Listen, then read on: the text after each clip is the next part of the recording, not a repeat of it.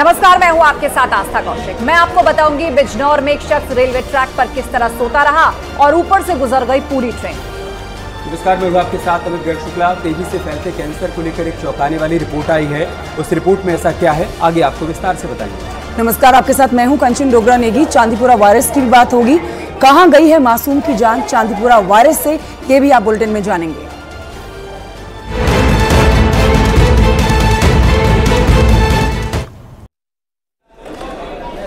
बिजनौर से एक चौंकाने वाली घटना सामने आई है। यहां नशे में धुत एक शख्स रेलवे ट्रैक पर सोता रहा और ऊपर से पूरी ट्रेन गुजर गई। उसके बाद क्या हुआ, आप इस रिपोर्ट में देखिए।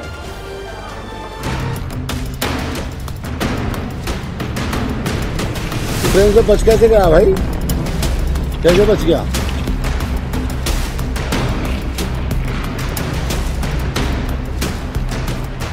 ट्रेन गुजर गई लेकिन वो ट्रैक पर सोता रहा।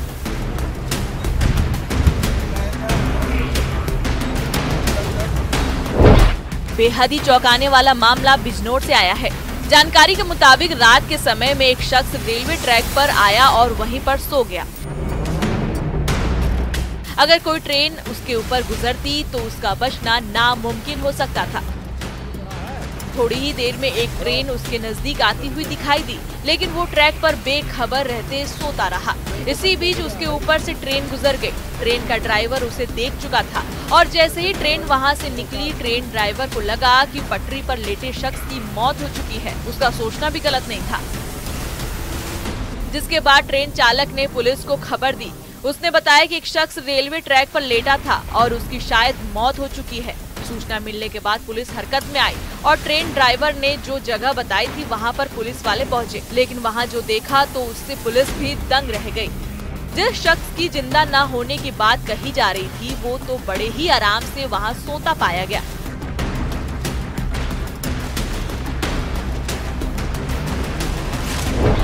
उसकी जान बच गई थी। उसके शरीर में हलचल हो रही थी।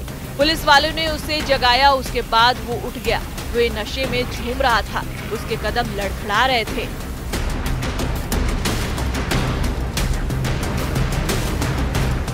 तू ट्रेन से बच कैसे गया भाई? कैसे बच गया? नशे में है भाई, पकड़ो साथ।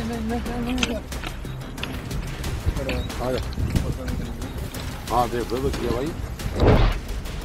जानकारी के मुताबिक शख्स का नाम अमर बहादुर है। वो नेपाल का रहने वाला है। वो हरियाणा के होटल में काम करता है।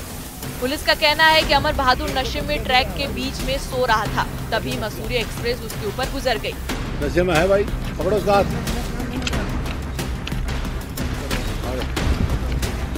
हाँ देखो बच गया भाई। ट्रेन के ड्राइवर को भी लगा कि शायद उसकी मौत हो गई है, जिसके बाद पुलिस खोज खबर लेने के लिए ट्रैक पर पहुंची।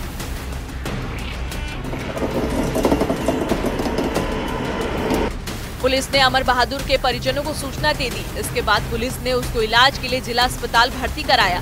अब उसकी हालत ठीक है। वह हरियाणा से बिजनौर कैसे पहुंचा, पुलिस इसकी जांच कर रही है।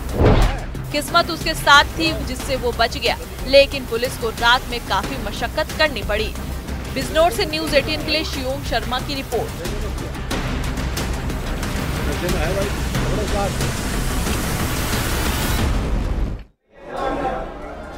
और बात करते एक बड़ी खबर की। वक्फ संशोधन बिल को लेकर एक बड़ा अपडेट, बड़ी जानकारी सामने आई है। इस बिल को जेपीसी के पास कल भेज दिया गया था और अब ये जानकारी सामने आई कि जेपीसी का गठन हो गया है। जेपीसी में लोकसभा के 20 सदस्य और राज्यसभा के 10 सदस्य होंगे।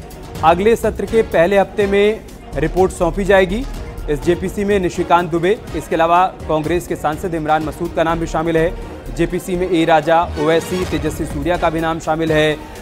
अपराजिता सारंगी और गौरव गोगोई को भी जेपीसी में शामिल किया गया है। कल ही वक्फ संशोधन बिल को लोकसभा में पेश किया गया था। उस पर चर्चा हुई और चर्चा के बाद उसे जेपीसी के पास भेज दिया गया और अब ये जानकारी सामने आ रही है कि जेपीसी का गठन हुआ है।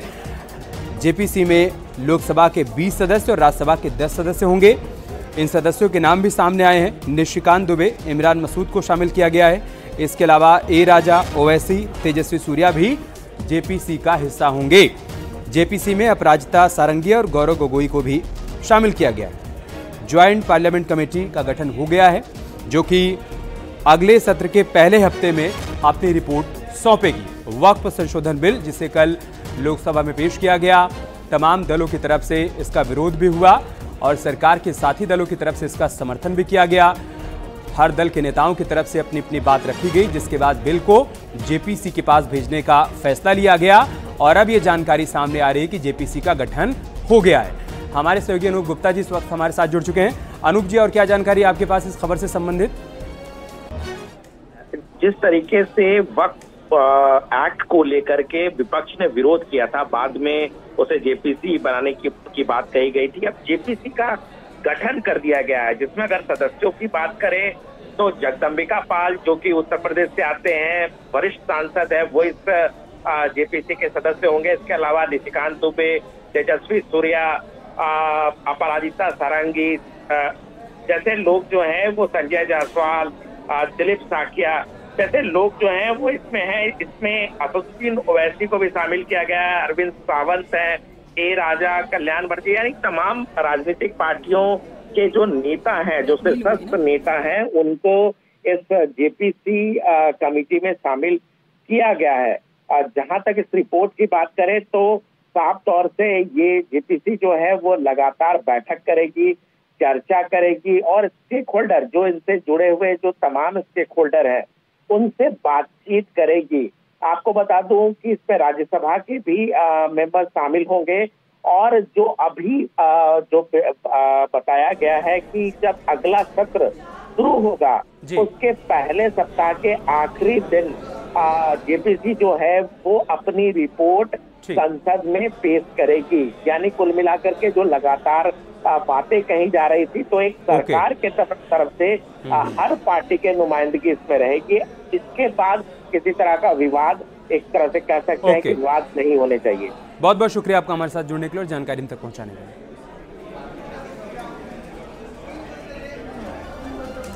और अब बात करते हैं गंभीर बीमारी कैंसर की। देश दुनिया में कैंसर के लगातार मामले बढ़ते जा रहे हैं, हर साल मौत का आंकड़ा बढ़ता जा रहा है। ऐसे में जानकार ये कह रहे हैं कि कुछ ही सालों में कैंसर से मौत का आंकड़ा कई प्रतिशत पार कर जाएगा। लेकिन आपको बताते हैं कैंसर से बचाव के क्या तरीके हैं, इस पर डॉक्टर्स क्या कह रहे हैं, एक्सपर्ट्स का क्या कहना है, देखिए इस रिपोर्ट में।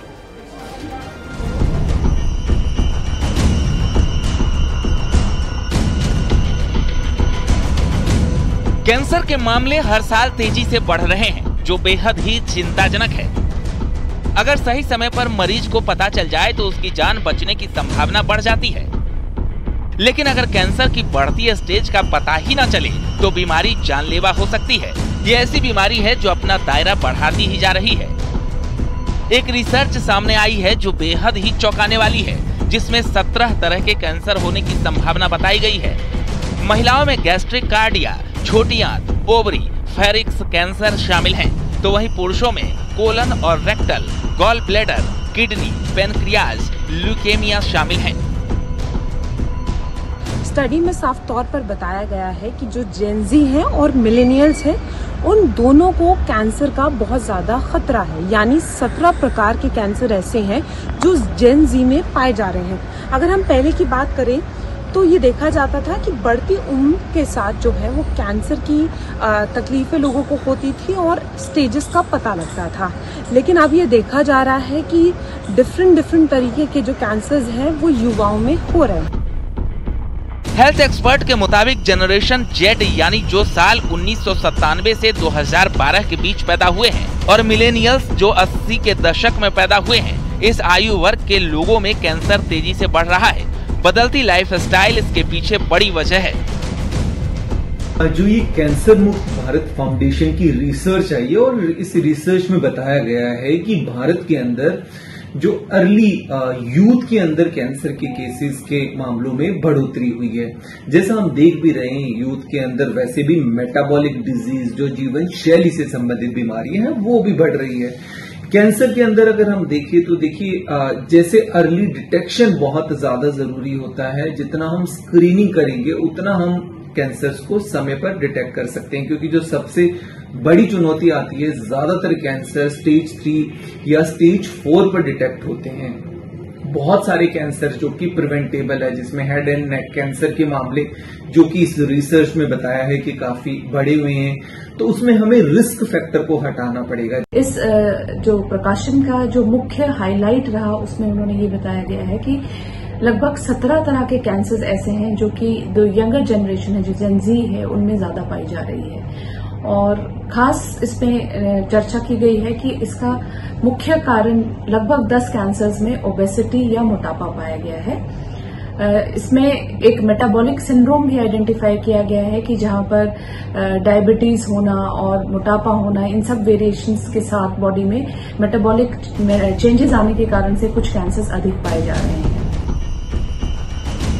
अगर टेस्टिंग समय समय पर होती रहे तो कैंसर से जंग लड़ी जा सकती है। स्वास्थ्य को लेकर जागरूकता से ही समाधान निकल सकता है। अर्ली डिटेक्शन में कई तरह के स्क्रीनेबल टूल्स अवेलेबल है, जैसे ब्रेस्ट कैंसर को हम अर्ली डिटेक्ट कर सकते हैं मैमोग्राफी के लिए, सर्वाइकल कैंसर, पैप स्मीयर की स्क्रीनिंग करके टाइम से पता लगाया जा सकता है, प्रोस्टेट का कैंसर भी हम स्क्रीन करके पता लगा सकते हैं, कोलोन कैंसर कोलोनोस्कोपी के थ्रू पता लगाया जा सकता है।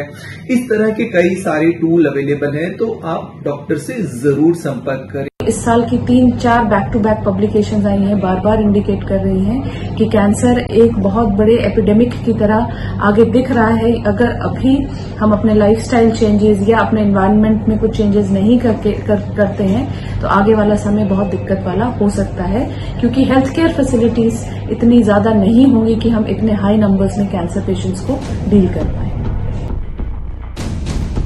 स्टडी में ये भी पता चला है कि 1950 के दशक के आखिर की तुलना में 1990 के दशक की शुरुआत में जन्मे लोगों में छोटी आंत, किडनी और पेनक्रियाज के कैंसर के मामले 2 से 3 गुना ज्यादा थे।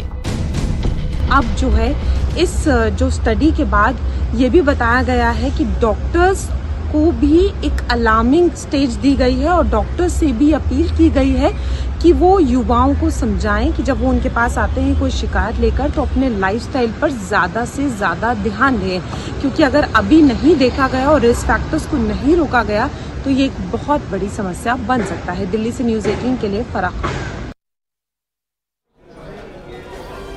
राजस्थान के भीलवाड़ा से एक बड़ी खबर आ रही है। यहां एक मासूम चांदीपुरा से जंग हार गई। 2 साल की एक मासूम को चांदीपुरा वायरस ने अपनी चपेट में ले लिया था। ये मासूम शाहपुरा के टड़िया गांव की रहने वाली थी। अहमदाबाद में अस्पताल में इलाज के दौरान इस बच्ची की मौत हो गई है। मासूम की मौत से पूरे गांव में शोक की लहर है। 4 अगस्त को बच्ची को बुखार हुआ। 6 अगस्त को अहमदाबाद में चांदीपुरा वायरस की पुष्टि हुई और इलाज के दौरान उसने दम तोड़ दिया। शुक्रवार को मेडिकल नियमों के तहत उसका अंतिम संस्कार कर दिया गया है। शुक्रवार को ही मेडिकल नियमों के तहत अंतिम संस्कार उसका किया गया और इस बीच प्रशासनिक अधिकारी और चिकित्सा विभाग की टीम ने गांव पहुंचकर सर्वे भी किया।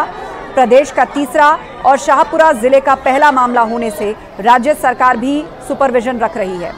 इन्फेक्शन की उत्पत्ति को लेकर पक्के तौर पर कोई प्रमाण सामने फिलहाल नहीं आए हैं।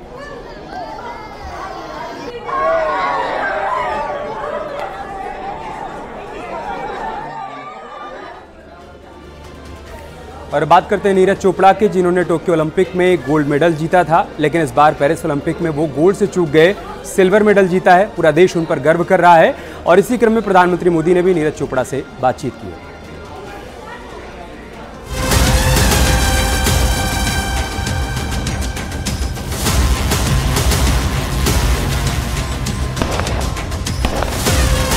नीरज चोपड़ा ने पेरिस में रचा इतिहास। लगातार 2 ओलंपिक्स में जीते गोल्ड और सिल्वर। नीरज बने भारत के सबसे सफल ओलंपियन। पेरिस ओलंपिक में गुरुवार का दिन भारत के लिए ऐतिहासिक रहा। जैवलिन थ्रो में नीरज चोपड़ा ने सिल्वर मेडल जीतकर इतिहास में अपना नाम दर्ज करवा लिया। नीरज का सिल्वर मेडल इस ओलंपिक में अभी तक भारत का सबसे बड़ा मेडल है। कंट्री के लिए जब भी मेडल जीतते हैं उसकी खुशी तो होती है, लेकिन वही है कि पर्सनली मतलब मेडल की बात अलग है, लेकिन अब टाइम है इम्प्रूवमेंट करने का थ्रो में भी। इस जीत के साथ ही नीरज ने टोक्यो ओलंपिक्स का अपना रिकॉर्ड भी ध्वस्त कर दिया। टोक्यो ओलंपिक्स में नीरज ने 87.58 मीटर भाला फेंका था। लेकिन पेरिस में नीरज ने 89.45 मीटर तक भाला फेंककर सिल्वर मेडल अपने नाम कर लिया। ये सीजन में नीरज का बेस्ट थ्रो भी रहा। इस मेडल के साथ ही नीरज चोपड़ा 2 ओलंपिक्स के व्यक्तिगत इवेंट में गोल्ड और सिल्वर जीतने वाले पहले भारतीय बन गए हैं। इससे पहले भारत के लिए व्यक्तिगत इवेंट में अभिनव बिंद्रा ने बीजिंग 2008 में गोल्ड जीता था, मगर वो इसके बाद कोई मेडल नहीं जीत सके। नीरज के अलावा ओलंपिक्स के व्यक्तिगत इवेंट्स में wrestler Sushil Kumar, badminton star PV Sindhu और शूटर मनु भाकर ही 2 मेडल जीत चुके हैं। हालांकि सुशील, सिंधु और मनु गोल्ड मेडल नहीं जीत सके थे।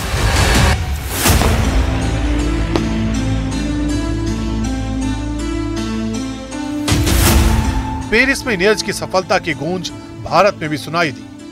देश नीरज के मेडल का जोरदार जश्न मना रहा है। प्रधानमंत्री मोदी ने नीरज को बधाई देते हुए उन्हें आने वाली पीढ़ियों के लिए उदाहरण बताया।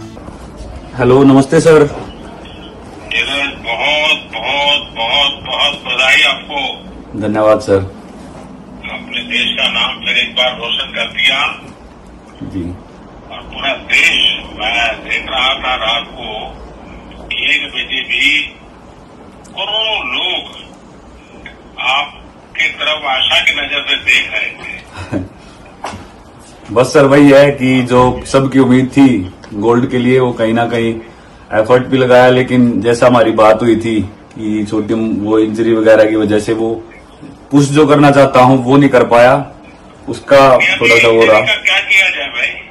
वही डिसीजन लेंगे सर टीम के साथ, लेकिन कंपटीशन जो था वो काफी तगड़ा था और ऐसी सिचुएशन में भी थ्रो करना और मेडल लेके आना कंट्री के लिए, उसकी खुशी है जी। नहीं, आपने बहुत अच्छा किया है और आपने तो पिछली बार भी मुझे याद है आपने आपके प्रतिस्पर्धी के खेल की तारीफ की थी। हरियाणा के पानीपत में नीरज के घर पर भी जश्न मन रहा है। उनके परिवार को बधाइयां देने के लिए लोग दूर दूर से उनके घर पहुंच रहे हैं। बधाई देने वालों के फोन थमने का नाम नहीं ले रहे।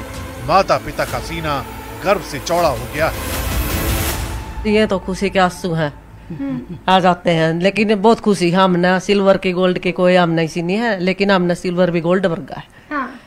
और जो बच्चा लेके आया वो भी हमारा लेके आया, गोल्ड लेके आया, सिल्वर लेके आया वो भी हमारा लेके आया। हमारा मानना है कि ये जैसे बोलते हैं भाई उनका बेटा है, तो ऐसा नहीं है, ये पूरे देश का बेटा है। जितनी भी मतलब अपनी पूरे देश की जनता उसके लिए मतलब प्रे कर रही थी, सभी का उसके ऊपर इतना ही हक है। जैसे मेडल जीता तो सभी ने चीयर किया, सभी उसके लिए विश भी कर रहे थे, मतलब काफी मतलब पूरे देश का ही एक बेटा है। पेरिस ओलंपिक में नीरज का मेडल इतिहास का वो हिस्सा है जो आने वाले समय में देश भर के खिलाड़ियों को प्रेरणा देता रहेगा। नीरज ने इस जीत के बाद ये वादा भी किया कि जल्द ही भारत का राष्ट्रगान एक बार फिर अंतर्राष्ट्रीय टूर्नामेंट में जमकर गूंजेगा। और आइए अब आगे बढ़ते बात करेंगे अल्मोड़ा की, जहां पर ऐतिहासिक जेल है। अंग्रेजों ने इस जेल को 1872 में बनाया था, जहां जवाहरलाल नेहरू से लेकर कई बड़े स्वतंत्रता सेनानी रहे हैं, लेकिन अभी तक इस जेल को राष्ट्रीय स्मारक घोषित नहीं किया गया है, जिसकी तरफ से लोग लगातार मांग कर रहे हैं। देखिए रिपोर्ट।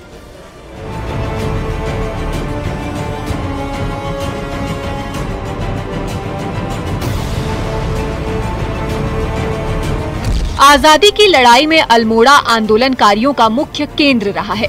यहाँ की जेल में प्रमुख आंदोलनकारियों को अंग्रेजों द्वारा बंद किया गया। जवाहरलाल नेहरू 2 बार इस जेल में बंद रहे। नेहरू ने अपनी बुक मेरी आत्मकथा के कुछ अंश भी इसी जेल में लिखे हैं। नेहरू की चारपाई, कुर्सी, चरखा, खाने के बर्तन जेल के नेहरू वार्ड में आज भी रखे हैं।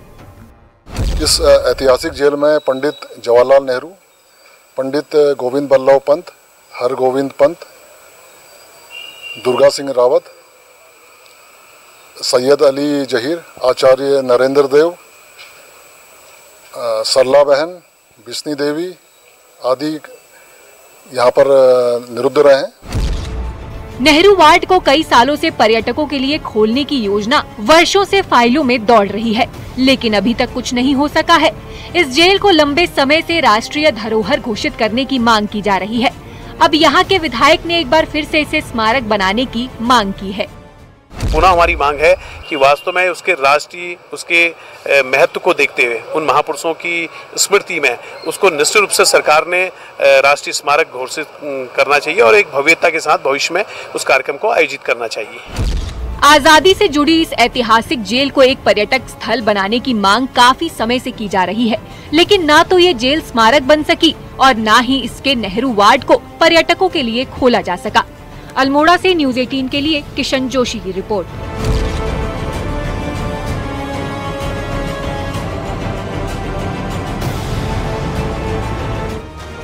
यहाँ रुकेंगे ब्रेक के लिए, जल्द लौटेंगे कुछ और खबरों के साथ। बने रहिए न्यूज़ 18 के साथ।